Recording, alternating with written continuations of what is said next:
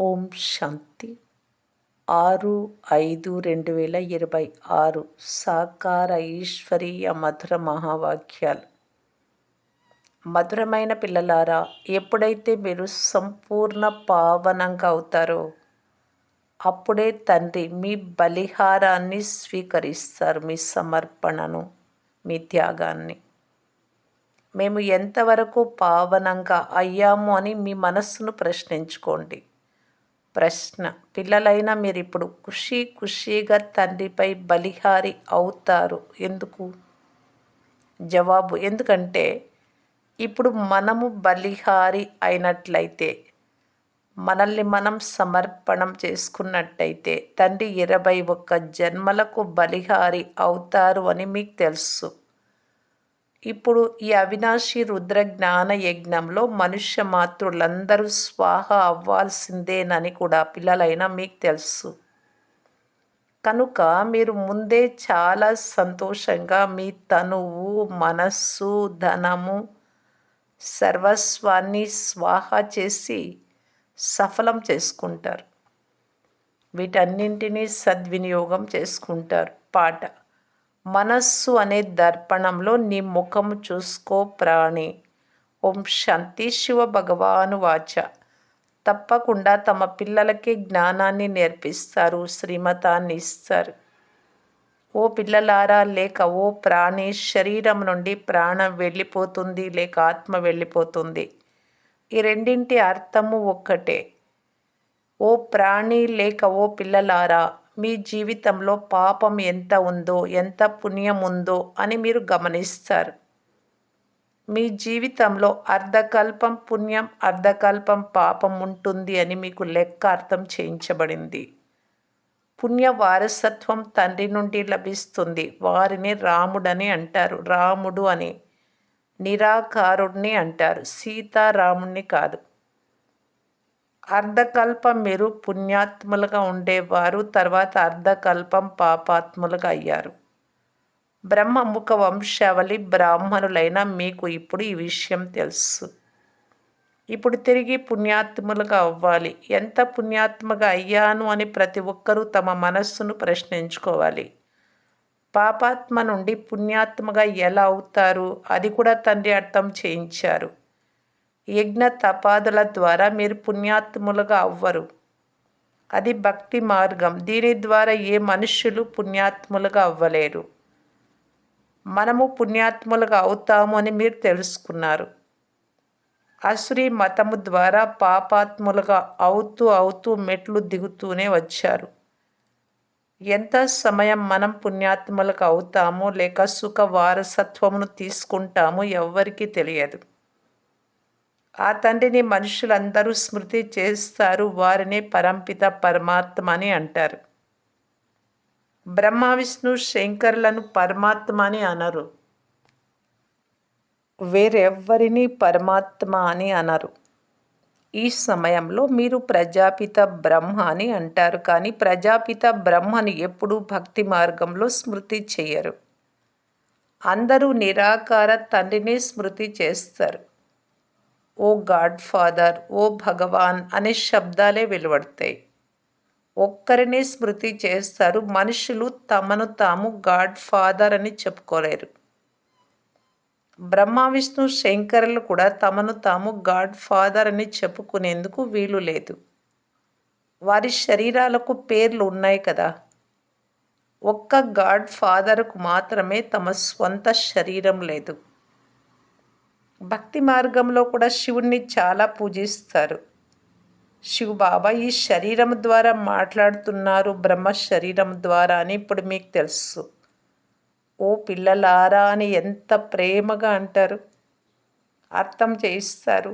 నేను సర్వుల పతిత పావనుడను, సద్గతి దాతను అని ఎంతో ప్రేమగా అర్థం చేయిస్తారు. మనుష్యులు తండ్రిని మహిమ చేస్తారు కదా, కానీ వారు 5000 సంవత్సరాల తర్వాత వస్తారు అని వారికి తెలియదు. కలియుగ అంత సమయం ఎప్పుడు వస్తుందో అప్పుడు తప్పకుండా తండ్రి వస్తారు. ఇప్పుడు ఇది కలియుగ అంత సమయమే కనుక వారు వచ్చారు. మిమ్మలను కృష్ణుడు చదివించడం లేదు, శ్రీమతం లభిస్తోంది. శ్రీమతము కృష్ణుడిది కాదు. కృష్ణుడి ఆత్మ కూడా ఈ శ్రీమతము ద్వారా దేవతగా అయ్యారు. మళ్ళీ 84 జన్మలు తీసుకుంటూ ఇప్పుడు మీరు అశ్రీమతం వారిగా అయ్యారు. తండ్రి చెప్తున్నారు, ఎప్పుడైతే మీ చక్రం పూర్తి అవుతుందో అప్పుడే నేను వస్తాను. ప్రారంభంలో వచ్చిన మీరిప్పుడు శిథిలావస్థలో ఉన్నారు. వృక్షము పాతదై శిథిల స్థితికి వచ్చినప్పుడు పూర్తి వృక్షం అంతా అలాగే తయారైపోతుంది. తండ్రి అర్థం చేయిస్తున్నారు, మీరు తమో ప్రధానంగా అవ్వడం వలన అందరూ తమో ప్రధానంగా అయ్యారు. ఇది మనుష్య సృష్టి రూపీ వెరైటీ ధర్మాల వృక్షం. దీనిని ఉల్టా వృక్షము, తల్ల క్రిందల వృక్షం. ఎందుకంటే బీజం పరమాత్మ పైన ఉన్నారు, సృష్టి క్రింద ఉంది కనుక ఉల్టా వృక్షం అని అంటారు. దీని బీజం పైన కదా ఉంది. ఆ బీజం నుండినే, తండ్రి నుండినే పూర్తి సృష్టి అనే వృక్షం అంతా వెలువడుతుంది. మనుషులు గాడ్ ఫాదర్ అని కూడా అంటారు. ఆత్మ పేరు ఆత్మయే అని ఆత్మ చెప్తుంది. ఆత్మ శరీరంలోకి వచ్చినప్పుడు శరీరానికి పేరు పెట్టబడుతుంది. ఆట మొదలవుతుంది. ఆత్మల ప్రపంచంలో ఆట ఉండదు. ఆట స్థలము ఇదే. నాటకంలో లైట్లు మొదలైనవన్నీ ఉంటాయి. ఈ సృష్టి నాటకంలో సూర్య చంద్రులు అనే లైట్లు ఉన్నాయి. ఎక్కడ ఆత్మలు ఉంటారు పరంధామంలో, అక్కడ సూర్య చంద్రులు ఉండరు. పరంధామంలో డ్రామా ఆట నడవదు. రాత్రి పగలు ఇక్కడే ఉంటాయి. సూక్ష్మవతనంలో కానీ మూలవతనంలో కానీ రాత్రింబవళ్ళు ఉండవు. కర్మక్షేత్రం ఇదే. ఇక్కడ మనుషులు మంచి పనులు చేస్తారు, చెడ్డ పనులు కూడా చేస్తారు. సత్య త్రేతాయుగాలలో మంచి కర్మలు ఉంటాయి. ఎందుకంటే అక్కడ పంచవికారాల రూపీ రావణుడి రాజ్యమే ఉండదు. తండ్రి కర్మ అకర్మ వికర్మల రహస్యాన్ని అర్థం చేయిస్తారు. ఇక్కడ కర్మ తప్పక చేయాల్సింది, ఎందుకంటే ఇది కర్మక్షేత్రం. సత్యుగంలో మనుషులు చేసే కర్మలు అకర్మలుగా ఉంటాయి. అక్కడ రావణ రాజ్యమే ఉండదు. దానిని హెవెన్ అని అంటారు. ఈ సమయంలో హెవెన్ లేదు. సత్యుగంలో ఒకే భారతదేశం ఉండేది, ఇతర ఖండాలు ఉండేవి కావు. హెవెన్లీ గాడ్ ఫాదర్ అని అంటారు కనుక తండ్రి తప్పకుండా స్వర్గాన్ని రచిస్తారు. భారతదేశం ప్రాచీన దేశమని అన్ని దేశాల వారికి తెలుసు. మొట్టమొదట కేవలం భారతదేశమే ఉండేది, ఇది ఎవ్వరికీ తెలియదు. ఇప్పుడు స్వర్గం లేదు కదా. ఇది 5000 సంవత్సరాల మాట. క్రీస్తుకు పూర్వం 3000 సంవత్సరాల క్రితం భారతదేశం స్వర్గంగా ఉండేది అని కూడా అంటారు. రచయిత తప్పకుండా రచనను రచిస్తారు. తమో ప్రధాన బుద్ధి కలవారిగా ఉన్న కారణంగా ఇంత మాత్రం కూడా అర్థం చేసుకోలేరు. భారతదేశం సర్వోన్నతమైన ఖండం. ఇది మనుష్య సృష్టి యొక్క మొదటి వంశం. ఇది కూడా డ్రామాలో రచింపబడి ఉంది.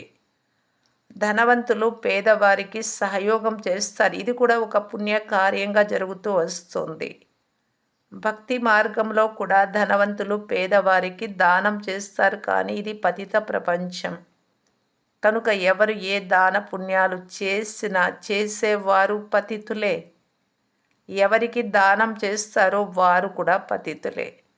పతితులు పతితులకు దానం చేస్తారు. దానికి ఫలితం ఏముంటుంది? ఎన్ని దాన పుణ్యాలు చేస్తూ వచ్చినా క్రిందకు దిగజారుతూనే వచ్చారు. భారతదేశం లాంటి ధాతృత్వ ఖండం ఇంకేది ఉండదు.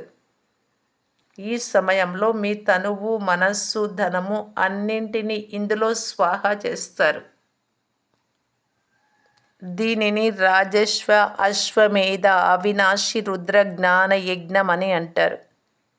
ఈ పాత శరీరాన్ని కూడా ఇక్కడ స్వాహ చెయ్యాలి అని ఆత్మ చెప్తుంది. ఎందుకంటే పూర్తి ప్రపంచంలోని మనుషులందరూ ఇందులో స్వాహ అవుతారు అని మీకు తెలుసు కనుక మనం ఎందుకు సంతోషంగా తండ్రిపై బలిహారి అవ్వరాదు, సమర్పణం కాకూడదు? తాను బాబాను స్మృతి చేస్తాను అని ఆత్మకు తెలుసు. బాబా మీరు ఎప్పుడు వస్తారో అప్పుడు మేము మీకు అర్పణం త్యాగం అవుతాము అని కూడా అంటారు. ఎందుకంటే ఇప్పుడు మేము బలిహారి అవ్వడం వలన మీరు 21 జన్మలకు మాకు బలిహారి అవుతారు. ఇది ఒక వ్యాపారం.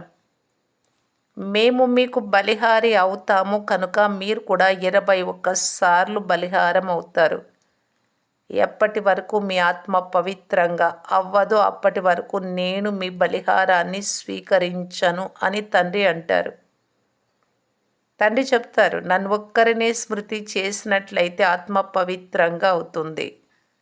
తండ్రిని మర్చిపోవడం వలన మీరు ఎంత పతితులుగా దుఃఖితులుగా అయ్యారు.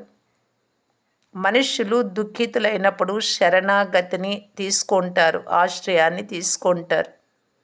ఇప్పుడు మీరు 63 జన్మలు అంటే 84లో 63 జన్మలు రావణుడి వలన చాలా దుఃఖితులుగా అయ్యారు. ఇది ఒక్క సీత మాట కాదు, మనుష్య మాతృలందరూ సీతలే.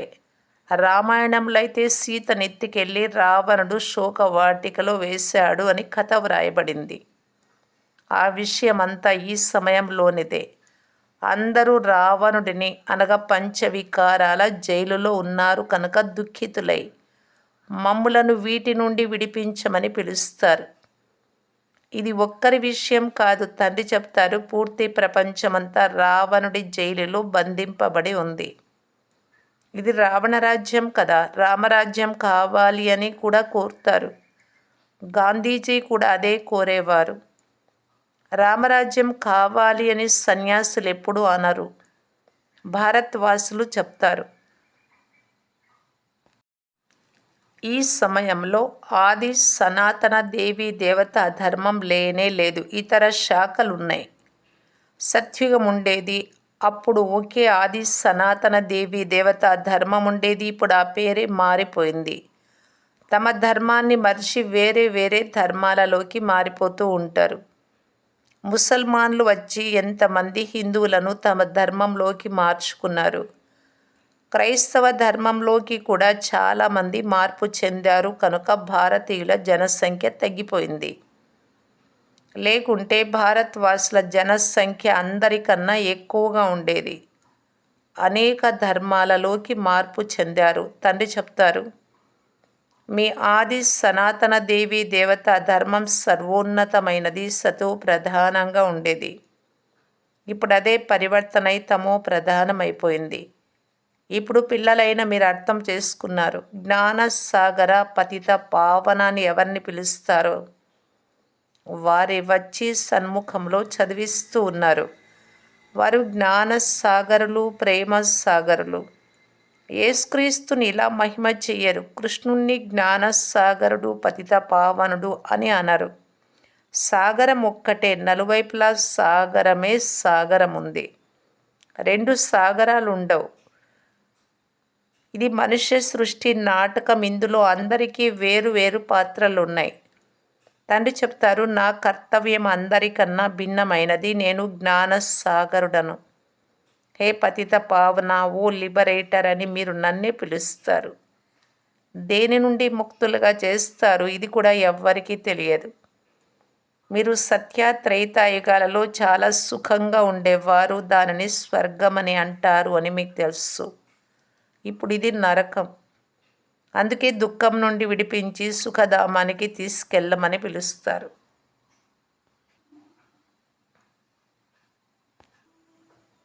ఫలానా వారు స్వర్గస్థులయ్యారు అని సన్యాసులు ఎప్పుడూ అనరు. వారు నిర్వాణంలోకి వెళ్ళారు అని అంటారు. విదేశాలలో కూడా లెఫ్ట్ ఫార్ హెవెన్లీ అబోర్డ్, స్వర్గస్థులైనారు అని అంటారు. గాడ్ ఫాదర్ వద్దకు వెళ్ళారు అని భావిస్తారు. హెవెన్లీ గాడ్ ఫాదర్ అని అంటారు కనుక తప్పకుండా స్వర్గం ఉండేది, ఇప్పుడు లేదు. నరకం తర్వాత స్వర్గం రావాలి. గాడ్ ఫాదర్ ఇక్కడికి వచ్చి స్వర్గాన్ని స్థాపన చేయాలి. సూక్ష్మ వతనము, మూల వతనంలో ఏ స్వర్గము ఉండదు. తప్పకుండా తండ్రియే రావాల్సి ఉంటుంది. తండ్రి చెప్తారు, నేను వచ్చి ప్రకృతి ఆధారమును తీసుకుంటాను. నా జన్మ మనుషుల వలె జరగదు. నేను గర్భంలోకి రాను, మీరంతా గర్భంలోకి వస్తారు. సత్యుగంలో గర్భమహల్ ఉంటుంది. ఎందుకంటే శిక్షలు అనుభవించేందుకు అక్కడ ఏ వికర్మలు జరగవు. కనుక దానిని గర్భమహల్ అని అంటారు. ఇక్కడ వికర్మలు చేస్తారు, దాని శిక్షలు అనుభవించాల్సి ఉంటుంది కనుక గర్భ జైలు అని అంటారు. ఇక్కడ రావణ రాజ్యంలో మనుషులు పాపాలు చేస్తూ ఉంటారు. ఇది పాపాత్ముల ప్రపంచం, అది పుణ్యాత్మల ప్రపంచం, స్వర్గం. అందుకే రావి ఆకుపై కృష్ణుడు వచ్చారు అని చెప్తారు. ఇలా కృష్ణుడి మహిమను చూపిస్తారు. సత్యుగంలో గర్భంలో దుఃఖం ఉండదు. కర్మ, అకర్మ, వికర్మల గతులను తండ్రి అర్థం చేయిస్తారు.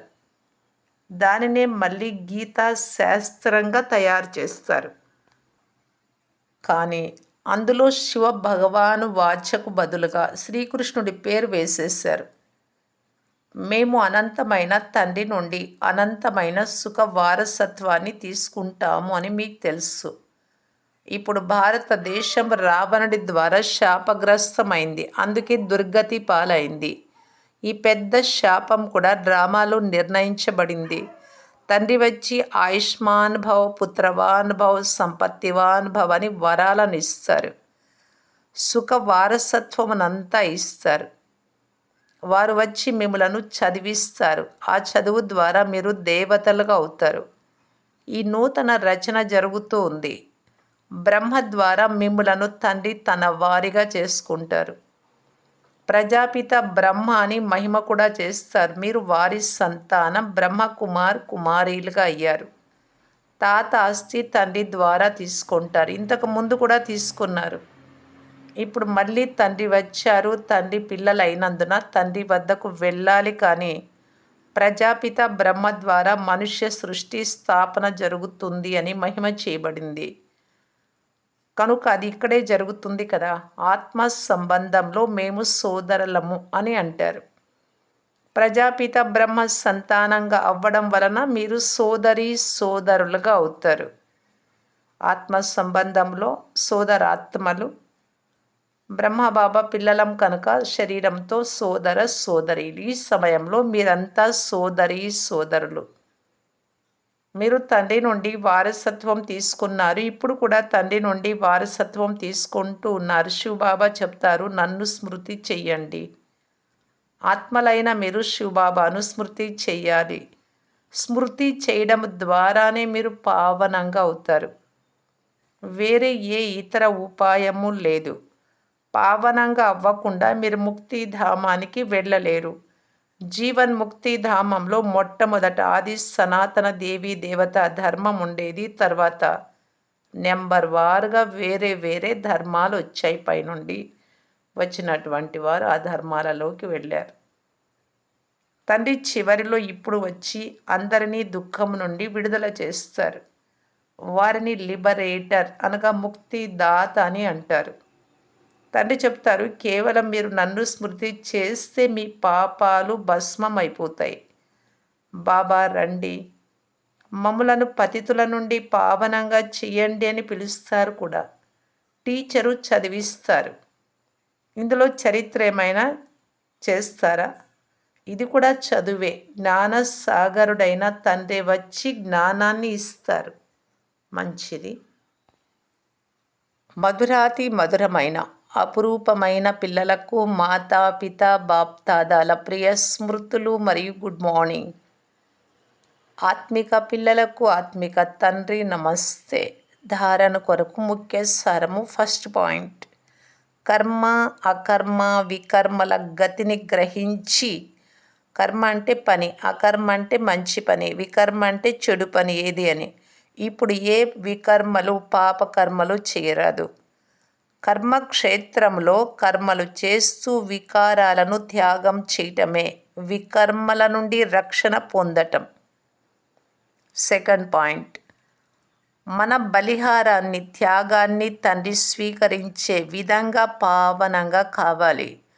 పావనంగా ఈ పావన ప్రపంచంలోకి వెళ్ళాలి. తనువు మనస్సు ధనాలను ఈ యజ్ఞంలో స్వాహా చేసి సఫలం చేసుకోవాలి. వరదానం, జ్ఞానం యొక్క లైట్ మైట్ ద్వారా విఘ్న వినాశకులుగా అయ్యి మాస్టర్ నాలెడ్జ్ఫుల్ భవ. భక్తి మార్గంలో గణేశుణ్ణి విఘ్న వినాశకుడు, విఘ్నాలను తొలగిస్తాడు అని పూజిస్తారు.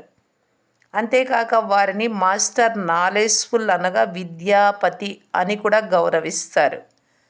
కనుక ఏ పిల్లలైతే మాస్టర్ నాలెడ్జ్ఫుల్గా అవుతారో వారు ఎప్పుడూ విఘ్నాల ద్వారా ఓడిపోరు. ఎందుకంటే నాలెడ్జ్ను knowledge is light, knowledge is might అని అంటారు, ప్రకాశము శక్తి అని. దీని ద్వారా గమ్యానికి చేరుకోవటం సులభమైపోతుంది.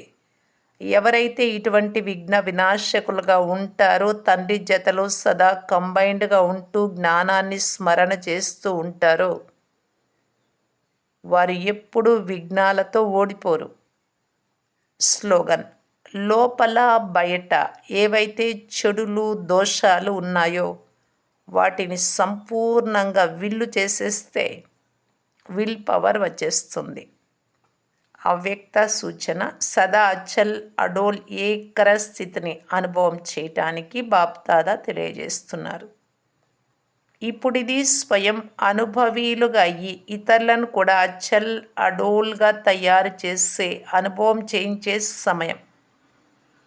ఇప్పుడు ఆడుకునే సమయం సమాప్తమైపోయింది. ఇప్పుడు సదా సమర్థంగా అయ్యి నిర్బల ఆత్మలను కూడా సమర్థంగా తయారు చేస్తూ నడవండి.